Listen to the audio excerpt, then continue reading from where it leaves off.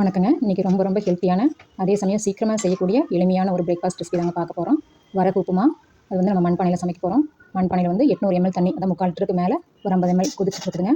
தண்ணி கொதி வந்த உடனே நம்ம ஊற வச்சுருக்கிற வரகு பருப்பும் சேர்த்துடலாங்க. 200 ml வந்து வரகு, 50 ml வந்து பாசி பருப்புங்க. 1/2 மணி நேரம் ஊற வச்சு வச்சுருக்கேன். அதை இதில் சேர்த்து நல்லா கலந்து விட்டுக்கலாம்.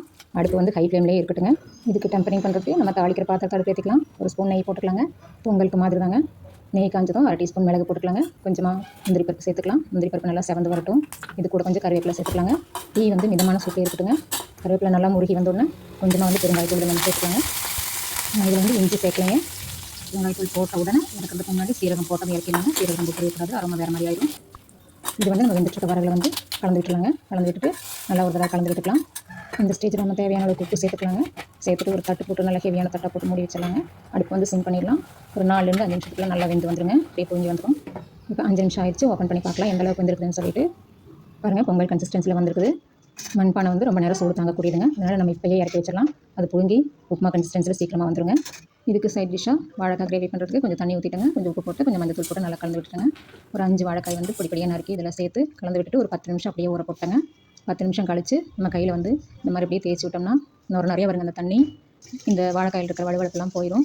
இந்த மாதிரி நம்ம வந்து வாழைக்காயை பண்ணிவிட்டு அதுக்கப்புறம் எடுத்து நம்ம வந்து செஞ்சோம்னா வாழைக்காயில் வந்து கேஸ் இருக்காதுன்னு சொல்லுவாங்க. இது ஓப்பன் குக் பண்ணிட்டோம்னா பேன் காஞ்சதும் ஒரு ஸ்பூன் வந்து எண்ணெய் விட்டுக்கலாங்க.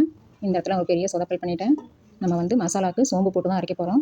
அதனால் இந்த இடத்துக்கு நம்ம பட்டை கிராம்பு போட்டு தாளித்து இஞ்சி பூண்டு சேர்த்துனா தாங்க நல்லாயிருக்கும். ஆனால் மார்னிங் கொஞ்சம் அவசரம், அதனால தான் நான் இந்த டிஷ்ஷை சீக்கிரம் பண்ணிடலாம் சொல்லிட்டு செலக்ட் பண்ணேன். நான் கடுகு போட்டுட்டேன். நீங்கள் கரெக்டாக வந்து பட்டை கிராம்பு இஞ்சி பூண்டு பேஸ்ட்டும் போட்டுக்கோங்க. வாழைக்காய் வந்து வெந்துருச்சான்னு பார்த்துடலாம். மசாலா அரைச்சிட்டு வரதுக்குள்ளே வாழைக்காய் நல்லா வெந்து போச்சுங்க. அதுக்குள்ளே லேசாக அடி பிடிக்கிறக்க ஆரம்பிச்சிருச்சு. கொஞ்சம் கொஞ்சமாக செவந்துருச்சுங்க. ஆனாலும் செவந்தது ஒரு மாதிரி டேஸ்ட்டாக தாங்க இருந்துச்சு. காந்தளி ருசின்னு சொல்லுவாங்க இல்லைங்களா, அந்த மாதிரி இதுவும் நல்லா தான் இருந்தது. குயிக்காக வந்துருங்க வாழைக்காய். மசாலாவுக்கு கொஞ்சம் தேங்காய், 2-3 மிளகாய், கொஞ்சோண்டு பொட்டுக்கடலை, கொஞ்சமாக சோம்பு. பொட்டுக்கடலை கம்மியாக தாங்க வச்சுக்கணும். அது பைண்டிங் ஏஜென்ட் மாதிரி தான். இதை வந்து நம்ம குறகுறப்பாக அரைச்சிட்டு எடுத்துகிட்டு வந்துக்கலாங்க. பேனில் வந்து கொஞ்சம் பிடிக்க காரணத்தினால ஃபஸ்ட்டு மிக்ஸி தண்ணி வந்து நான் கழுவின தண்ணியை வந்து ஆட் பண்ணிக்கிட்டேன்.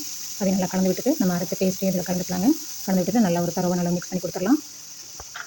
தேவையான அளவுக்கு வந்து தண்ணி ஊற்றி நமக்கு எந்த கன்சிஸ்டன்சியில் வேணுமோ அந்தளவுக்கு வந்து அட்ஜஸ்ட் பண்ணிக்கலாங்க. நல்லா கொதிச்சு வரட்டும். கொஞ்சம் பெருங்காயத்தூள் சேர்த்துக்கலாங்க. இப்போ வந்து நம்ம உப்பு மட்டும் சேர்த்துக்கலாங்க. வேறு எந்த மசாலா தூளும் இதில் சேர்க்கல. இது ஒரு சிம்பிள் ரெசிபிங்க. உப்பு வந்து எப்போவுமே குக் பண்ணதுக்கப்புறம் கடைசியில் சேர்க்கும்போது அதனுடைய டேஸ்ட்டே வேறு மாதிரி இருக்குங்க.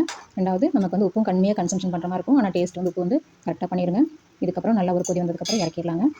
வழக்கமாக வந்து நான் உப்புமாவுக்கு சட்னி சாம்பார் வைக்கிறத விட இந்த மாதிரி ஒரு கிரேவி வந்து டிஃப்ரெண்ட்டாக செஞ்சு பாருங்கள், நல்லா சூட் ஆகும். இது வந்து சப்பாத்திக்கும் பூரிக்கும் கூட சூட் ஆகுங்க. நம்ம கிரேவி வந்து ரெடி ஆகிடுச்சு. இவ்வளோ கொதிச்சோன்னு இறக்கிடலாங்க. பொங்கலுக்கு வந்து பார்த்திங்கன்னா நம்ம 1:4 தண்ணி ஊற்றுவோம். இதில் வந்து 1:3 தாங்க. கூட ஒரு 50 ml எக்ஸ்ட்ரா ஊற்றிருக்கோம். அதே மாதிரி பொங்கலுக்கு வந்து நம்ம பாசி பருப்பு கொஞ்சம் எக்ஸ்ட்ரா போடுவோம். இஞ்சி எல்லாம் போடுவோம். அதெல்லாம் இதில் இல்லைங்க. மிச்சப்படி வந்து பார்த்திங்கன்னா அதுக்கு இதுக்கு கிட்டத்தட்ட சேமாக தாங்க இருக்கும். நம்ம ப்ரெஷர் குக் பண்ணாமல் ஓப்பன் குக் பண்ணதுனால பாருங்கள், இது டெக்ஸ்சர் எவ்வளோ நல்லா வந்திருக்குன்னு பாருங்கள். சூடாக இருக்கும்போது பார்த்திங்கன்னா இந்த டெக்ஸ்சர் இருக்குது. இதுவே ஆறணுன்னு பார்த்திங்கன்னா நல்லா உதிரி உதிரியாக வந்துருங்க. செகண்ட் ரவுண்டில் நல்லா உதிரி உதிரியாக வந்துருக்குது. ஆனாலும் வரன்னு ஆகாமல் தொட்டு பார்த்தோம்னா நல்லா சாஃப்ட்டாக இருக்குங்க.